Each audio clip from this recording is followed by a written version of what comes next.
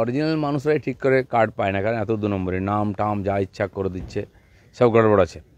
তো জালি ভোটার, সে ভোটার এখানে উপস্থিতিতে তার নামে কার্ড হয়ে যাচ্ছে, সে পেয়ে যাচ্ছে, বাংলাদেশ থেকে এসেই হাতে ভোটার কার্ড পেয়ে যাচ্ছে, আধার কার্ড পেয়ে যাচ্ছে। যে এখানে যে এই ধরনের যে নেক্সেসগুলো আছে, আর এটাকে টিএমসি তৈরি করেছে। হাজার হাজার লক্ষ লক্ষ লোককে এভাবে ভোটার কার্ড দিয়ে নাগরিক করা হচ্ছে, কেবল টিএমসিকে ভোট দেবে। একজন দাড়িওয়ালা লোকের নাম, তার স্বামীর নাম, তাকে স্ত্রী হিসাবে দেখানো হচ্ছে। এই যদি ভোটারের নমুনা হয়, তো এটা তো সে যে অরিজিনাল ভোটারও হয়, তাও তো সংশোধন করার দরকার আছে ওর ডকুমেন্ট নিয়ে। এভাবে তো হতে পারে না। দেখুন, মানবো না, করবো না অনেকেই বলে, ওনারা বলা অভ্যাস বলে দেন। ট্রাম্প মেনে নিচ্ছে, আর তোমরা কি? এদের এখানে যতজন এমএলএ এমপি আছেন বিজেপির, আগে তো ছিল না, এখন যথেষ্ট সংখ্যায় আছেন। তার মধ্যে অবাঙালি কতজন আছে? আর এবং যদি অবাঙালিও হয়, তারা এখানে বড় হয়েছে, কয়েক পুরুষ ধরে আছে, বাঙালি হয়ে গেছে, বাংলা বলতে পারে। আর টিএমসি যাদেরকে করেছে এমপি, তাদের দেখুন না কতজন বাঙালি অবাঙালি আছে। তারা কি বাংলা জানে? বাংলার কালচার জানে? দুর্গা পূজা, নববর্ষ জানে? জোর করে বাঙালি বানানো হচ্ছে। এবং যারা এখানে স্লোগান দেয় ঈদ বাঙালির উৎসব, তারা কতটা বাংলা বুঝে, বাঙালি বুঝে? তো বাঙালি সেন্টিমেন্ট নিয়ে খেলতে পারেন, অসুবিধা নেই।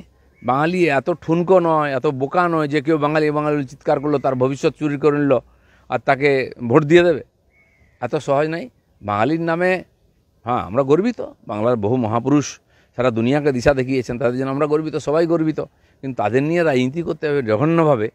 আর আমার মনে হয় পশ্চিমবাংলার মানুষ এটা সহজে মেনে নেবে না। তার মানে এই সরকার পুরো দেউলিয়া হয়ে গেছে, এদের কাছে কিছু নাই বলার, তখন এই শেষ অস্ত্র করেছে।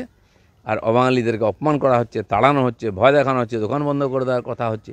কোথায় সংবিধান এই অধিকার দিয়েছে? জঙ্গি ঢোকানোর চেষ্টা সবসময় হয় পাকিস্তান থেকে, আর ওইখানকার পিএলও থেকে।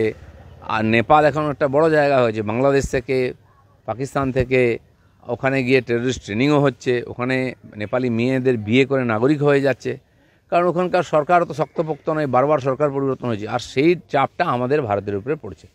টেররিস্ট ট্রেনিং নিয়ে বা ওই দিক দিয়ে টেররিস্ট হয়ে, যেহেতু খোলামেলা বর্ডার, ভারতবর্ষে ঢোকার চেষ্টা হয়, হয়তো ঢুকেওছে, আগেও ঢুকেছে। এবং অনেকবার দেখেছি দাউদ ইব্রাহিম বা হাজি মস্তানের উপরে যখন এখানে সরকার স্টেপ নিয়েছে, তার শুটাররা সব নেপালে পালিয়ে যেত। কিন্তু সেই দিন পাল্টে গেছে। ইন্টেলিজেন্স বলুন, বর্ডারে নজরদারি বলুন, অনেক বেড়েছে। সহজে কেউ আসতেও পারবে না, আসলে ফিরে যেতে পারবে না, কেউ গেলে আবার ঢুকতে পারবে না। সেজন্য সবাই যেন সতর্ক থাকেন, সাবধান থাকেন এবং কেন্দ্র সরকারের উপরে ভরসা রাখেন। বৃদ্ধি নয়, যে এরিয়ার আছে সব দিয়ে দিন পুজোর আগে। সত্যি তাহলে বাঙালির মান সম্মান থাকবে। বাঙালির টাকা চুরি করে আপনার বড় লোক হবেন, আর বাঙালি বাঙালি বলে সুড়সুড়ি দেবেন, বাঙালিকে চোর বানাবেন। আজকে টিএমসি পার্টিটা যদি বাঙালির পার্টি হয়, তো পুরো পার্টিটা তো চোর। দেশ বিদেশে কি বাঙালির সম্মান বেড়েছে?